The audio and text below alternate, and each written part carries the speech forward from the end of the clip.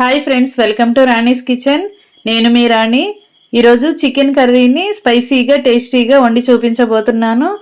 ఈ సండే మీరు ఈ ప్రాసెస్తో ఒక్కసారి వండి చూసారంటే మీ అందరికీ కూడా కర్రీ టేస్ట్ అనేది చాలా చాలా నచ్చుతుందండి. ఈ విధంగా నేను చూపించబోయే విధంగా ఒకసారి ట్రై చేసి చూడండి. వీడియోని మధ్య మధ్యలో స్కిప్ చేయకుండా ఫస్ట్ నుంచి చివరి వరకు చూడండి. అలాగే ఛానల్ని ముందుగా వాచ్ చేస్తున్నవారు సబ్స్క్రైబ్ చేసుకుని పక్కనే ఉన్న బెల్ బటన్ని క్లిక్ చేయండి. నేను పెట్టబోయే రెసిపీస్ అన్నీ చూడండి. ఇంకా కుకింగ్ స్టార్ట్ చేద్దాం. చికెన్ తీసుకుని ఒక గిన్నెలో వేసుకుని ముక్కలు ములిగేంత వరకు వాటర్ పోసుకుని 1 టేబుల్ స్పూన్ గల్లి ఉప్పు వేసుకుని చికెన్ని వాటర్లో బాగా కడుక్కొని తీసుకోండి. కడుక్కున్న చికెన్ నుంచి వాటర్ అన్నీ కూడా తీసేసుకుని ఇలా ప్లేట్లో పెట్టుకోండి. ఇప్పుడు మసాలా ప్రిపేర్ చేసుకుందాం. మిక్సీ జార్ తీసుకుని 2 టేబుల్ స్పూన్లు అల్లం ముక్కలు, 2 టేబుల్ స్పూన్లు వెల్లుల్లి ముక్కలు వేసుకుని 1.5 టేబుల్ స్పూన్లు ధనియాలు వేసుకోండి. 1/2 టీ స్పూన్ జీలకర్ర వేసుకోండి. అలాగే 10-12 మిరియాలు వేసుకోండి. లవంగాలండి ఇవి. వీటిని కేజీ చికెన్కి ఒక 9 నుంచి 10 లవంగాల వరకు వేస్తున్నాను. స్పైసీగా ఉంటేనే నాన్ వెజ్ కర్రీస్ అనేవి టేస్టీగా ఉంటాయి కదా, అందుకే 9 లవంగాలు వేసుకుని చిన్న చిన్నగా దాల్చిన చెక్క ముక్కలు ఒక 2 వేసుకోండి. 2 ఇలాచీ కూడా వేసుకుని వాటిని మెత్తగా గ్రైండ్ చేసుకోండి. తగినన్ని వాటర్ పోసుకుని మెత్తగా గ్రైండ్ చేసుకుని మసాలా రెడీ చేసి పక్కన పెట్టుకోండి. ఇప్పుడు 4 మీడియం సైజు ఉల్లిపాయలను తీసుకుని సన్నగా తరిగి తీసుకోండి. కొన్ని పచ్చిమిర్చి ముక్కలు కూడా తీసుకోండి. 2 పచ్చిమిర్చిని సన్నగా తరిగి తీసుకోండి. ఇప్పుడు కుకింగ్ స్టార్ట్ చేద్దాం. స్టవ్ ఆన్ చేసుకుని కళాయి పెట్టుకుని 4 గరిటెల ఆయిల్ పోసుకోండి. ఆయిల్ కాగిన తర్వాత 2 బిర్యానీ ఆకులు, కొంచెం కరివేపాకు వేసుకుని ఉల్లిపాయ ముక్కలన్నీ కూడా అలా వేసుకోండి. పచ్చిమిర్చి కూడా వేసుకుని ఆయిల్లో గరిటెతో కలుపుతూ ఫ్రై చేసుకోండి.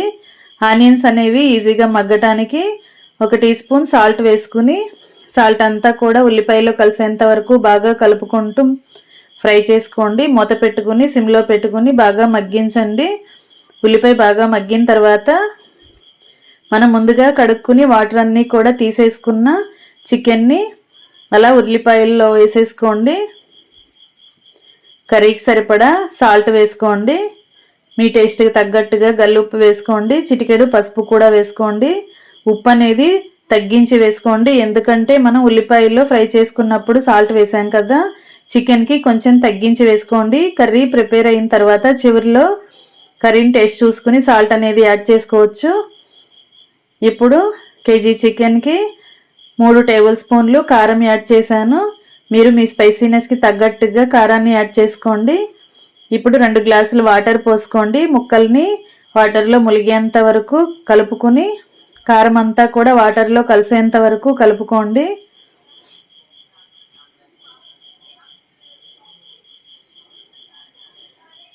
ఇలా ఇంకొక గ్లాస్ వాటర్ పోసుకుని ముక్కలన్నీ కూడా వాటర్లోకి సర్దుకుని మూత పెట్టుకోండి.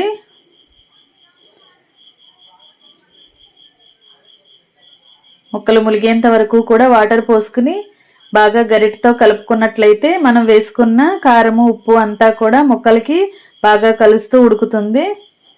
ఫ్లేమ్ మీడియంలో పెట్టుకుని ఇలా బాగా ఉడికించండి. ఇలా ఉడుకుతున్నప్పుడు మధ్యలో మనం గ్రైండ్ చేసి పెట్టుకున్న మసాలా పేస్ట్ని ఒకసారి వేసేసుకుని మొత్తం అంతా కూడా కర్రీకి కలిసేంత వరకు బాగా కలపండి. గరిటెతో కూరని బాగా కలుపుతూ తిప్పుతున్నట్లయితే మసాలా అంతా కూడా ముక్కలకి బాగా కలుస్తుంది. మూత పెట్టుకుని కొంచెం సేపు ఉడికించినట్లయితే కర్రీ అనేది మంచి సువాసనతో, మసాలా వాసనతో ఉడుకుతూ ఉంటుంది. ఈ విధముగా ఉడికించిన తర్వాత మూత పెట్టుకుని 2 నిమిషాలు ఉడికించినట్లయితే గ్రేవీ అనేది చిక్కబడుతూ మన టేస్ట్కి తగ్గట్టుగా రెడీ అవుతుందండి. ఇప్పుడు కడిగి కట్ చేసి పెట్టుకున్న కొత్తిమీరని వేసుకుని కర్రీలో బాగా కలిసేంత వరకు కలపండి. కర్రీని టేస్ట్ చూసుకుని సాల్ట్ మీ టేస్ట్కి తగ్గట్టుగా సరిచూసుకోండి. ఇంకా వేడివేడి కర్రీని సర్వ్ చేసుకోవటమే. మరొక రెసిపీతో మళ్ళీ కలుద్దాం. Thanks for watching. నేను మీ రాణి.